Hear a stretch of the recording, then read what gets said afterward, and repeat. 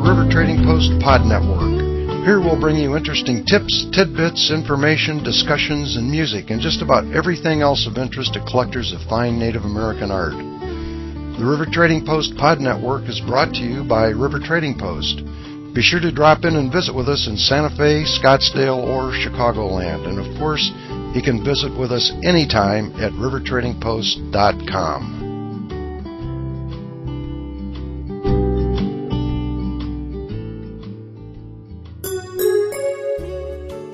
Sarah Penman is a Scot who lives in the United States. Her interest in the Native American community began back in 1988 when she was invited to Greengrass, South Dakota, home of Chief Arvil Lookinghorse, the spiritual leader of the Lakota-Dakota Nakota Nation and keeper of the sacred calf pipe. As a result of this meeting, Sarah learned of the Chief Bigfoot Memorial Ride, a 250-mile spiritual journey on horseback undertaken by the Lakota to commemorate the Wounded Knee Massacre of 1890. The ride was held for 5 consecutive years in December, and Sarah joined the ride from 1988 to 1990. During the ride, Sarah began to take photographs and upon her return to write articles for The Circle, Minnesota's largest Native American newspaper. As she began listening to the stories that the elders told, she was inspired to begin gathering their life histories. And in 1991, Sarah received a grant from the Minnesota Historical Society in support of this work, which led her to begin producing video and radio documentaries. One of Sarah's documentaries is entitled Honor the Grandmothers. In this 2-part series, you will hear the voices of Dakota Lakota women elders talking about their lives as wives and mothers, harvesters, dreamers, workers, healers, and teachers in a time of struggle and survival. Elders are the keepers of the memory of the people.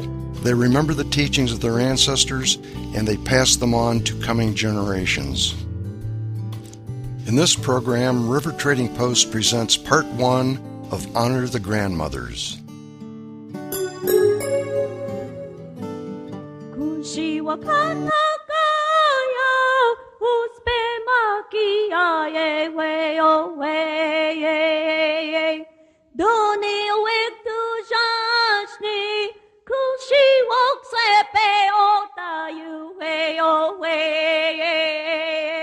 This is Honor the Grandmothers.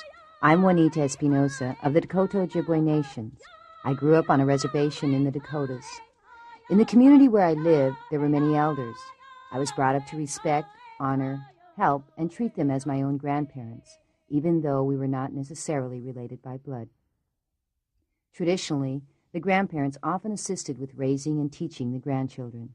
Today, that is not as common, and people don't always realize the wealth of wisdom that lies behind the door where their grandmother lives. Boy, here's the girls I'm expecting. Hey. Oh, yeah, I'm happy. I'm glad to see you. The grandmothers live on the prairie lands of Minnesota and near the Black Hills in the heart of the Lakota-Dakota Nations. They live along bumpy dirt roads, in small communities, and in housing projects on the edge of cities. And when asked, they will open their hearts and pour out the knowledge of their own lives and those who went before. Of course, there are a few things they won't talk about. But one thing I can tell you is how old I am. No.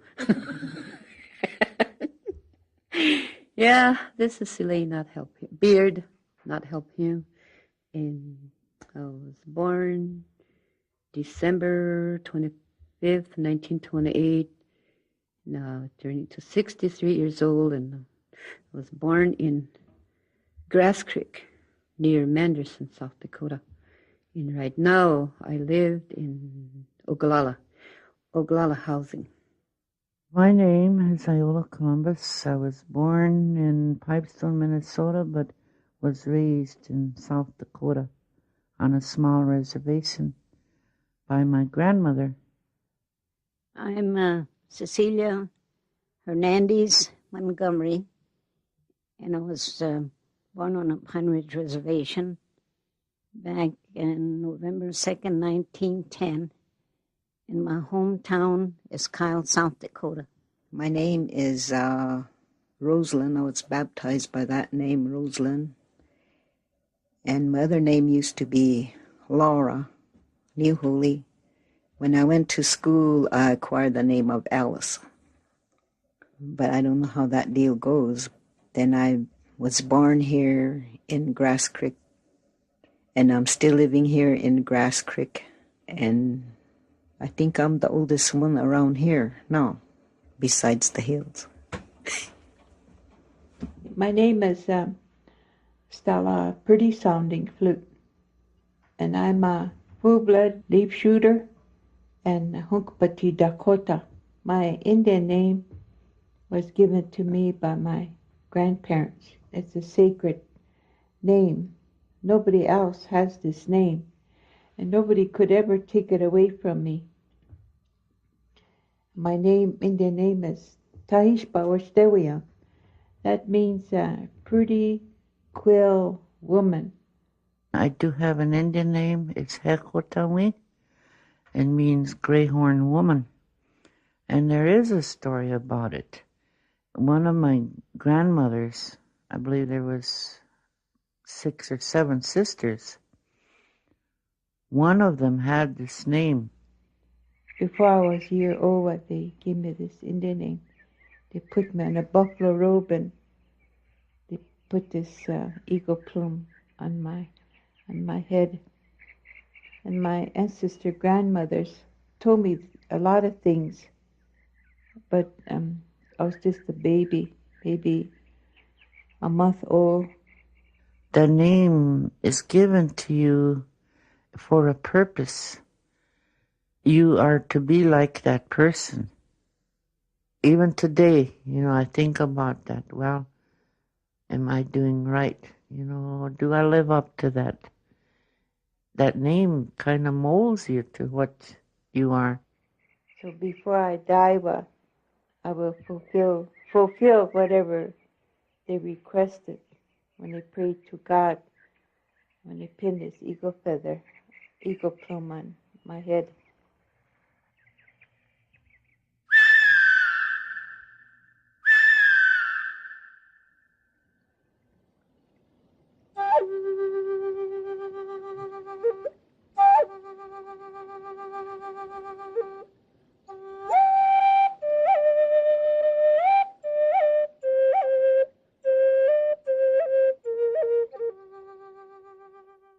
In our language, there's a word, tioshpa. It means who you grow up with, who you know, who you have eye contact with when you wake up in the morning. Tioshpa means the band, the extended family circle. In that circle, the grandparents are the keepers of the memory of the people. They pass it along by doing what is important at the moment, whether it's the gathering of roots, the birth of a child, or the ceremony we all attend. That is how we affirm who we are over the generations. We don't need to have everything documented because our blood runs strong with the collective histories of our nations.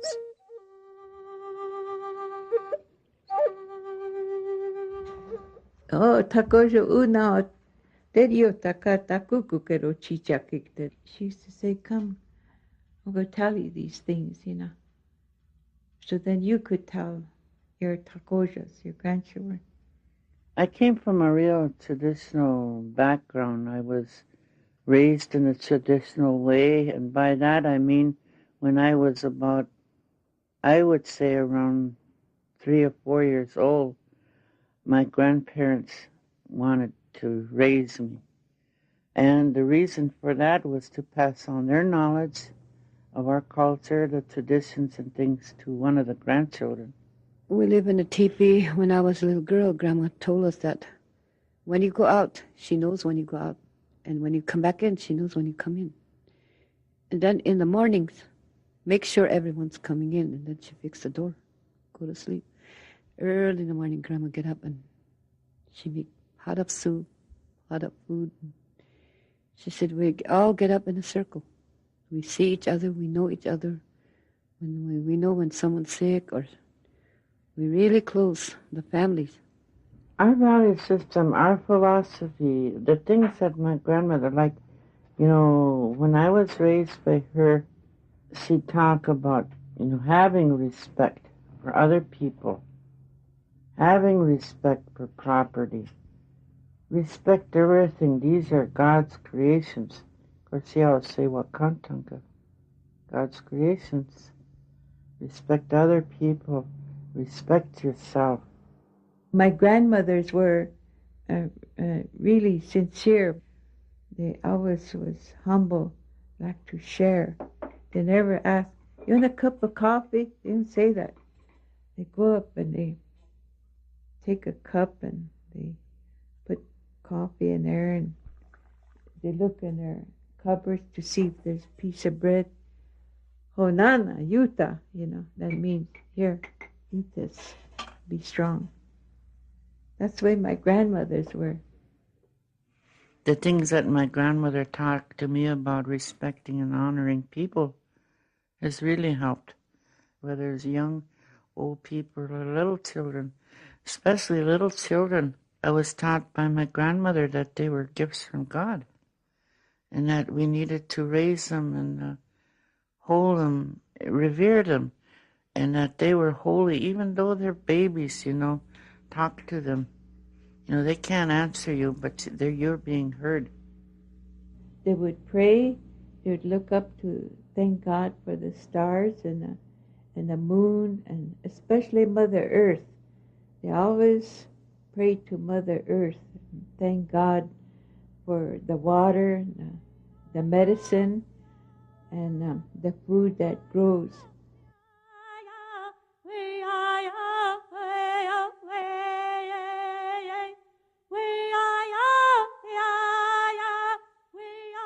The grandmothers knew how to use the gifts of the land to maintain life and good health in their families. Today, those traditions come into conflict with industrial culture. Access to the land is often restricted, yet grandmothers continue to grow gardens and gather traditional food and medicine because they say if you don't use it, it goes away. These are ways of passing on their knowledge as it was passed on to them. From the time of spring, soon as first there was a tea that we picked, and then we dug turnips, and then we dug roots as they came into season for medicinal purposes. And then there was a time when we dried corn and we dried meat. All of these things were by season, I used to have a grandma on my dad's side that was in the Wounded Knee. We called her lame grandma. Her leg was shattered and it was never set. She was a medicine woman. Well, this is what I was coming to. She was a very, what would you call, real Indian. Her Indian beliefs were strong. Her medicine was good.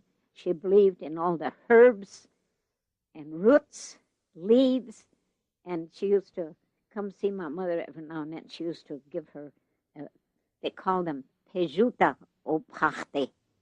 That means medicine bag. But she was a good medicine woman. Everybody knew her. So they used to always rely on lame grandma. She lived to be, in her 90s, and she died. I call her the little apostle on crutches. My grandmother said her aunt, she's a medicine woman, and late at night when there's a medicine she has to dig, she said she go out way out where nobody is. She goes out there and grandma said she sings and she prays and then sings, and she called this medicine's name by the name, and she said she could she could see it. She said it just like a glow in the dark. But she said only one plant. She took it, bring it back and leave it, hang it outside, not to take it inside. But she said she's only one could do that. But she died. Grandma don't want to do it. I asked her. Try to make her do it, show me. And she said, no. She said, that's her power. That's hers. She's gone. She took it with her. My grandmother used to say when we'd go dig medicines, if there's two of them, take one, leave the other one, so it could seed. And also she used to tell me that there was a certain kind of medicine we used to dig, and she said, You know, she said this one woman got real greedy. She dug everything she seen in sight, and she was digging and digging that one time. And she said when she got to the end of this root, there was a snake. So she says, granddaughter, you don't want to get to that where you're going to be, greedy. Always think and be sure to give thanks, Take your tobacco or whatever, and always give thanks to the Creator. God gave us the fresh water, fresh running water, and He gave us medicines, and He gave us sweet grass, and He gave us food and fruit. He didn't let us down. He took care of us. Now that the dams and chemicals, it's all gone. You almost have to find a secret place to find fruit, or else you have to pay somebody to get you some. Here, we're such a small community. There isn't much land. And where there's meadows and pasture lands, well, we can't get at it because there's no trespassing signs. You can't just go and take a walk in a field or a meadow and pick flowers or look for roots and stuff. That's impossible these days,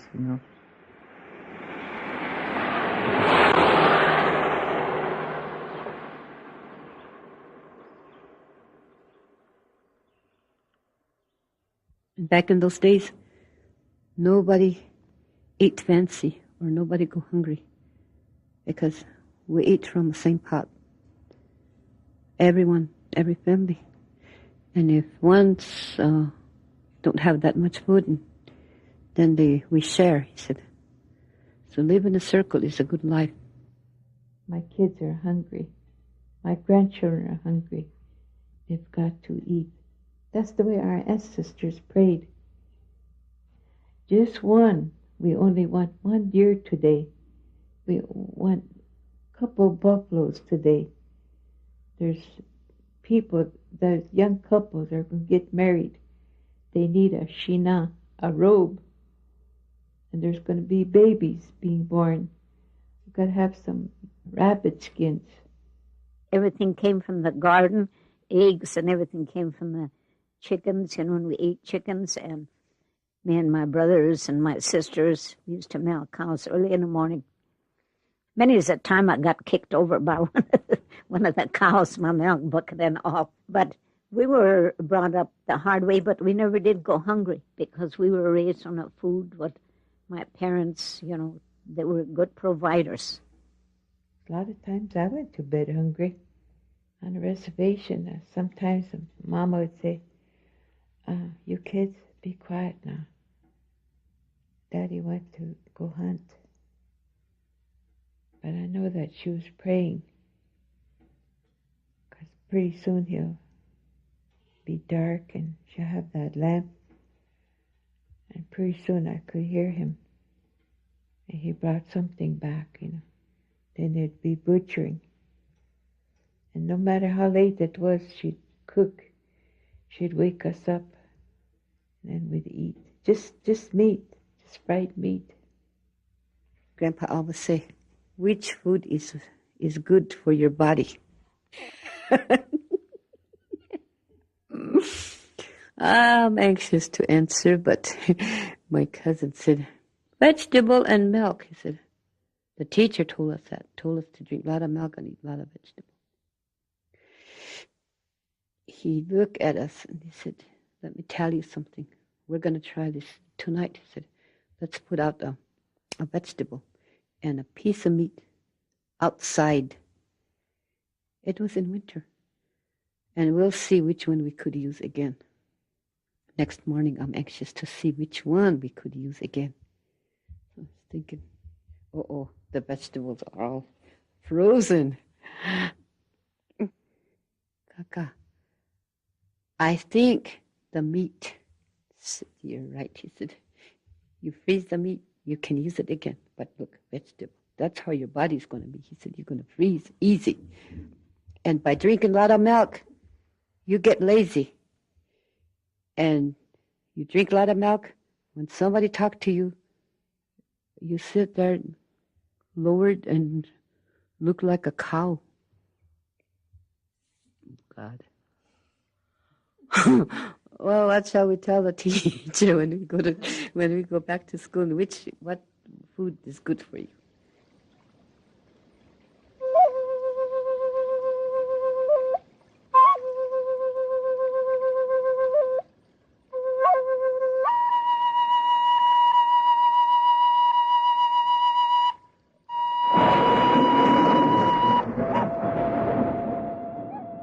In traditional education, children learn from storytelling and observation.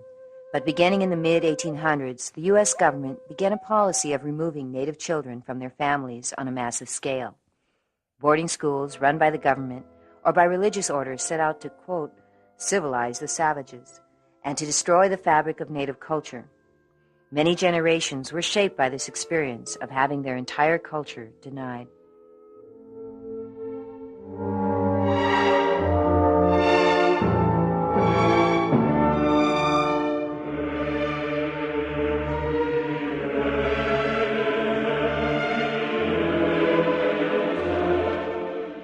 Oh, Christopher Columbus, he just came and he was a saint. He was a holy man, you know. He come and he educated. He taught your grandparents how to talk the right way. And then he brought a cross, Christopher Columbus. And then from there, thou shalt not kill, thou shalt not steal. Christopher Columbus, he wasn't thinking about that cross. He wasn't thinking about God. Oh, when he saw this country, he must have hollered bingo.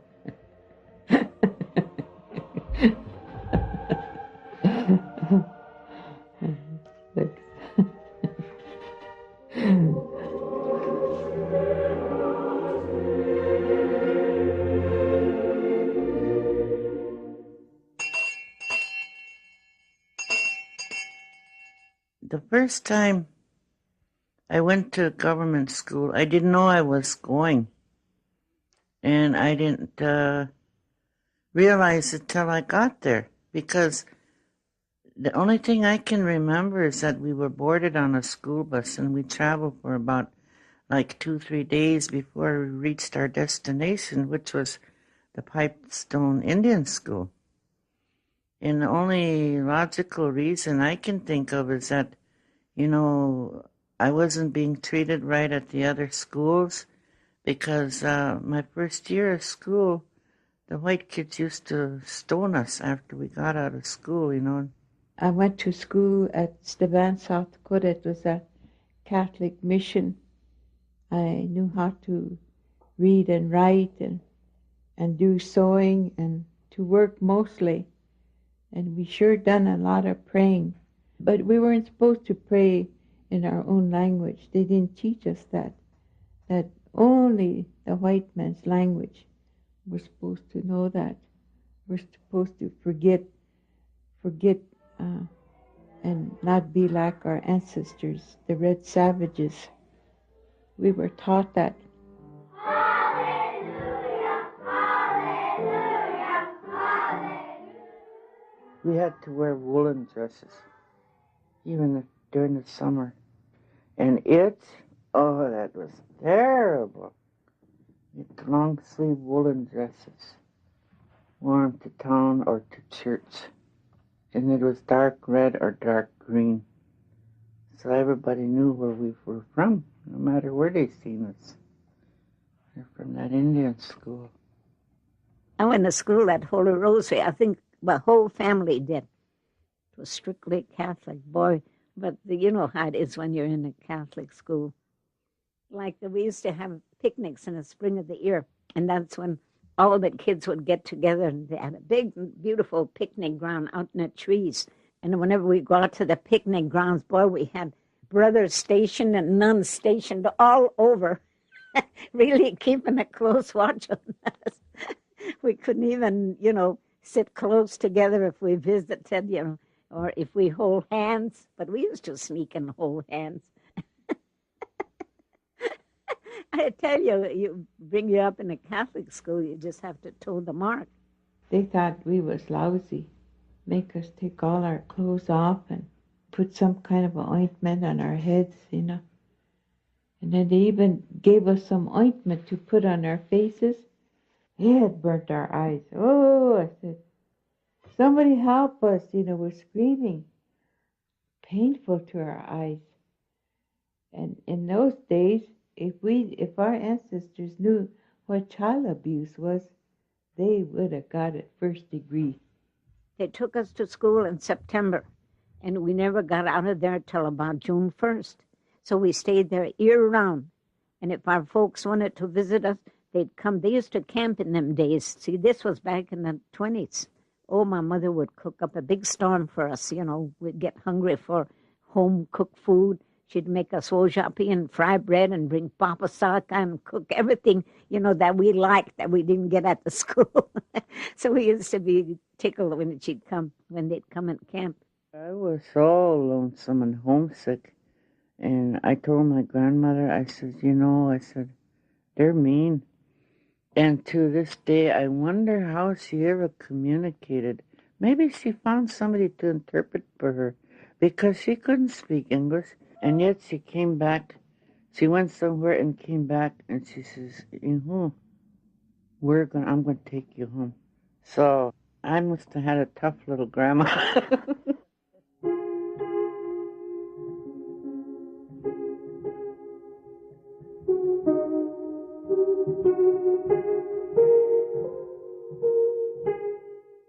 My parents paid $15 or $20 a year for music lessons.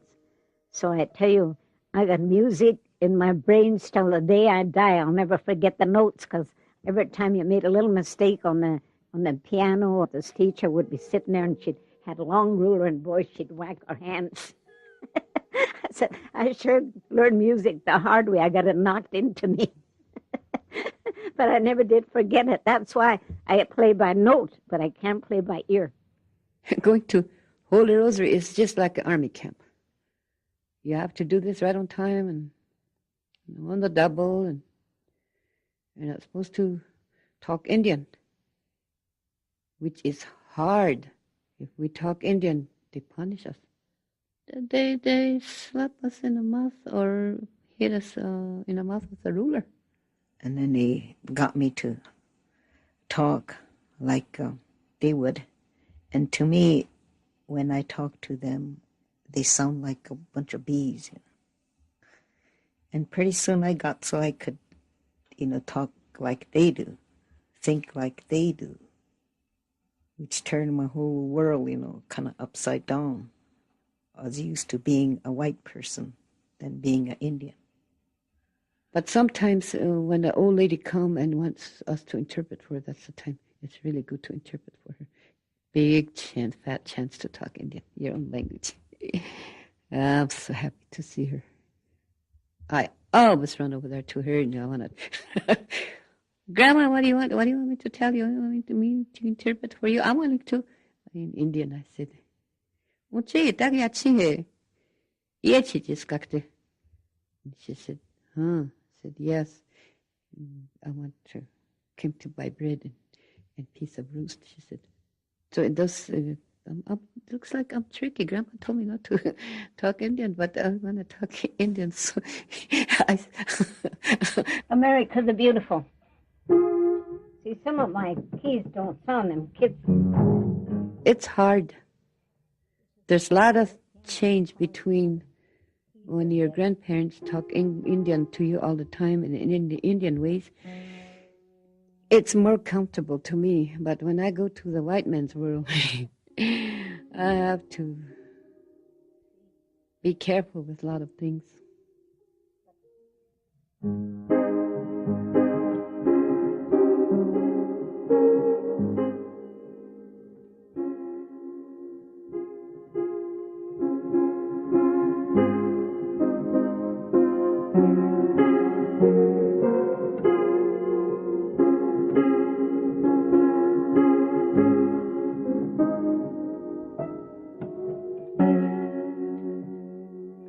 Let's forget it. The keys are terrible on there. Bad.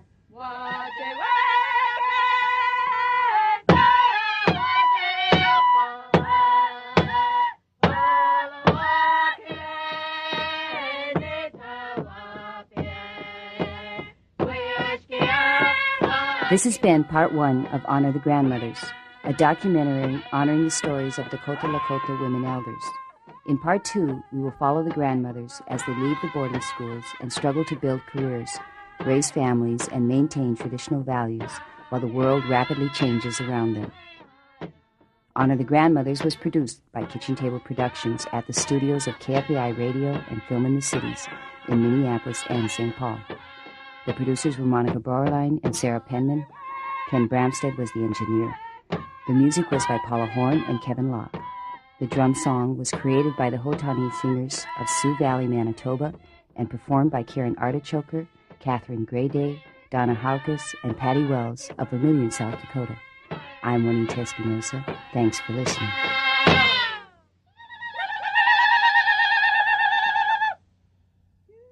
Honor the Grandmothers was made possible in part with funding from the Minnesota Humanities Commission in cooperation with the National Endowment for the Humanities and the Minnesota State Legislature, the Paul Robeson Fund for Independent Media, the Minnesota Historical Society, the Headwaters Fund, and a KFAI Film in the City Studio Access Grant. Thanks also to our fiscal agents, Compass in St. Paul, and the Prairie Island Dakota community. The views expressed do not necessarily represent the funders or this broadcast station. For a cassette copy of this program, write Kitchen Table Productions, P.O. Box 14322, Minneapolis, Minnesota 55414. Thank you for joining us for part 1 of Honor the Grandmothers, and don't forget to listen to part 2 of this wonderful program. Also, be sure to enjoy our other podcasts, especially made for you, collectors of fine Native American art. This is your host, Joe Zeller, saying goodbye for now. You have been listening to a presentation of the River Trading Post Pod Network. Join us again for tips, tidbits, information, discussions, and music, and just about everything else of interest to collectors of Native American art. The River Trading Post Pod Network is brought to you by River Trading Post. If you ever get the chance, drop in and visit with us in Santa Fe, Scottsdale, or Chicagoland. And of course, you can visit us anytime at rivertradingpost.com.